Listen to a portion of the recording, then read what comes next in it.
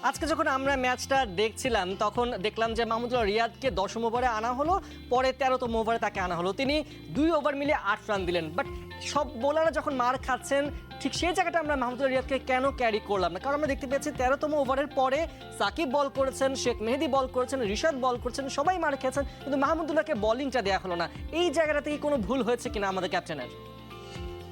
আসলে আমাদের তো রাইট হ্যান্ড লেফট হ্যান্ড কম্বিনেশনের ব্যাপার ইদানিং খুব বেশি আলোচিত হয়, কিন্তু আমার কাছে যেটা মনে হয়, আপনার কোনো প্লেয়ার যখন খুব ভালো একটি ছন্দে থাকবে তখন তাকে পরিপূর্ণভাবে ব্যবহার করা উচিত। আপনি দেখবেন যে সাকিব আপনার সহ অন্যান্য বোলাররা কিন্তু খুব বেশি ছন্দে আজকে ছিলেন না। তো ওই জায়গায় যখন মাহমুদুল্লাহ রিয়াদ খুব ভালো বোলিং করছিলেন তখন কিন্তু তাকে কন্টিনিউয়েশনটা কিন্তু রাখা উচিত।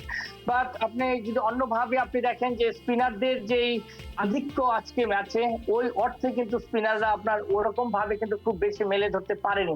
টিমের যে পরিকল্পনা ছিল, টিমের পরিকল্পনা ডেফিনেটলি এটা কিন্তু স্পষ্ট হয়েছে যে স্পিন নির্ভরতাই ছিল, সেই জায়গায় আসলে স্পিন নির্ভরতাটা ক্লিক করেনি। এবং পেস বোলাররাও কিন্তু আশানুরূপ কিন্তু আমরা বিগত ম্যাচগুলোতে যেরকম দেখেছি সেরকম কিন্তু হয়নি। আসলে আজকের ম্যাচে টিমের যে প্ল্যানিং ছিল সেটা কিন্তু স্পিনকে কেন্দ্র করেই মূলত ছিল।